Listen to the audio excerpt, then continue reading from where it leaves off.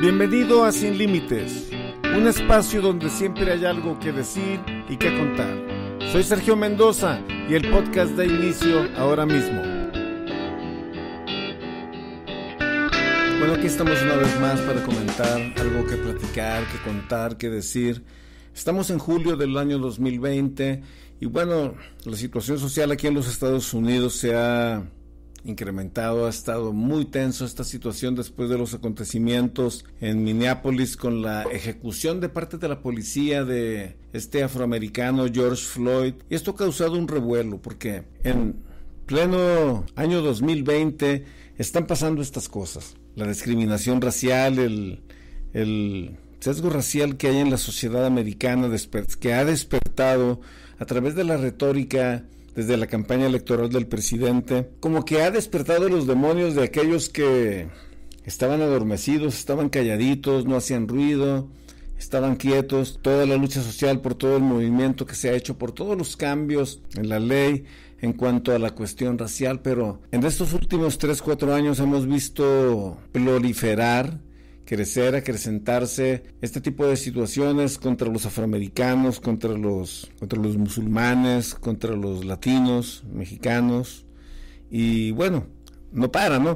Entonces, yo quiero compartir hoy en este podcast acerca de cómo es que a la gente se le mete una idea tan tonta, no tan estúpida como de sentirse mejor por cuestión del color, y retomamos y nos volvemos a 100 años atrás, porque hace 100 años inicia el movimiento de la nacional socialista, Adolfo Hitler en Alemania, con un discurso basado en el odio, del antisemitismo, y derivándose del antisemitismo, el tipo se volca en una propaganda contra minorías, contra la gente con condiciones físicas, contra los chavitos nacidos con síndrome de Down, contra los homosexuales, contra una serie de minorías con las cuales él tenía un conflicto emocional o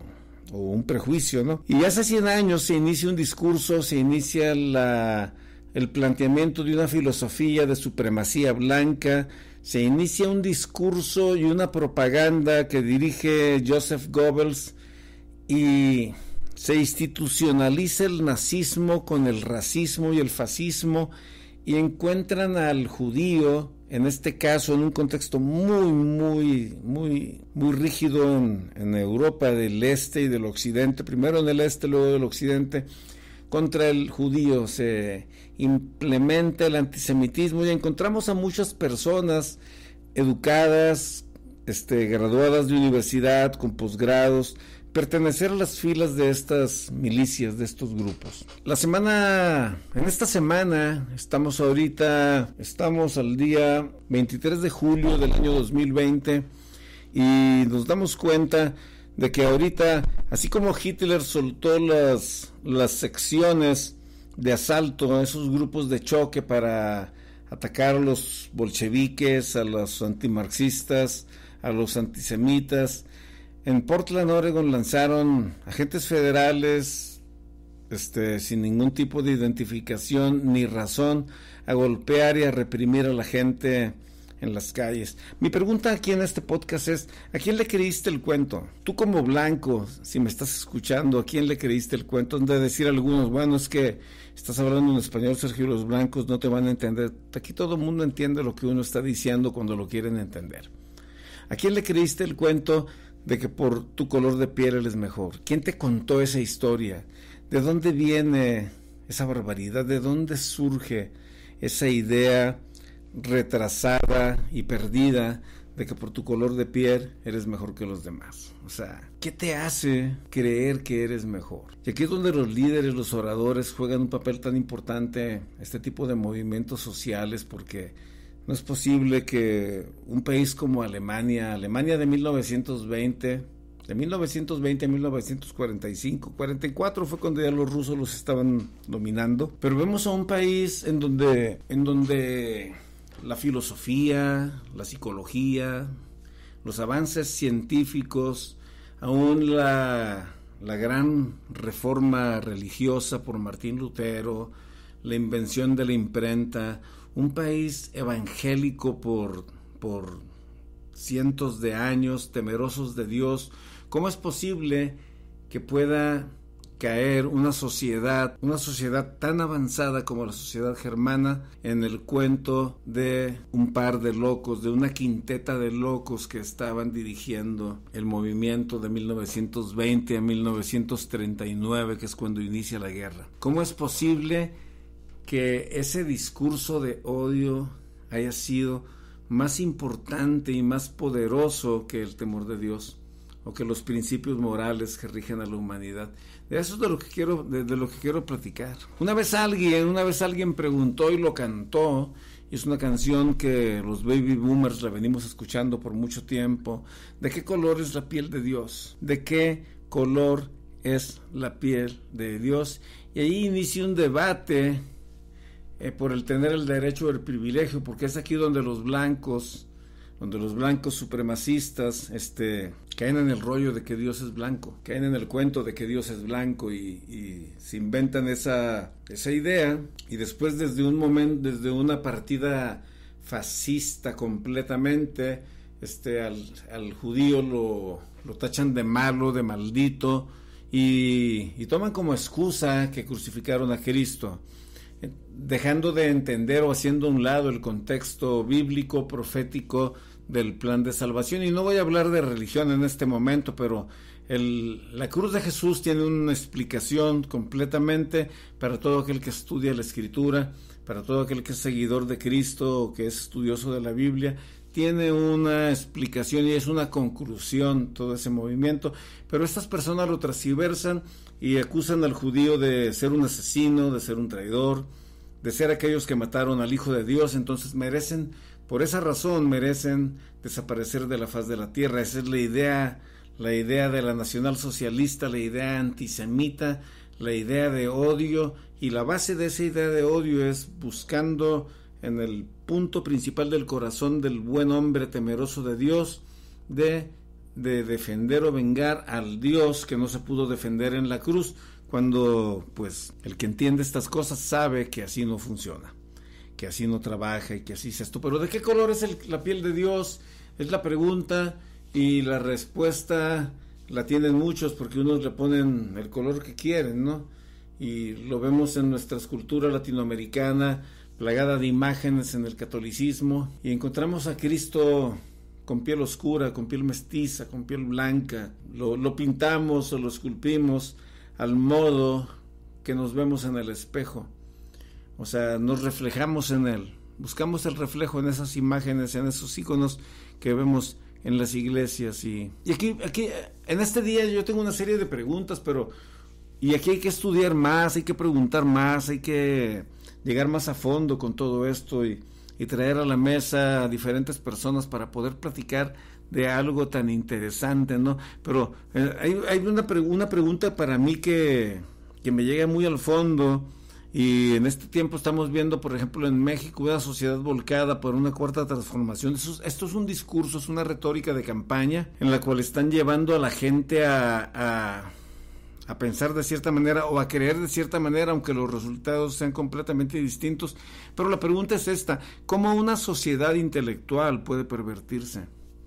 ¿Cómo encontramos a personas intelectuales apoyando un discurso barato, un discurso de odio? Cuando yo era pequeño, los Beatles escribieron una canción que dice así: All you need is love. Ese es el coro de la canción. Todo lo que necesitamos, o todo lo que necesitas, es amor. Todo lo que necesitas es amor. Cuando escuchamos esa canción en pleno apogeo de la guerra de Vietnam, cuando el mundo quiere entrar en el tiempo del peace and love, cuando Woodstock surge, cuando ese movimiento social, musical, juvenil, en donde las drogas, el sexo, el amor libre, pero un movimiento en donde se juntaron 400,000 muchachos sin violencia, sin pelear, sin nada por el estilo.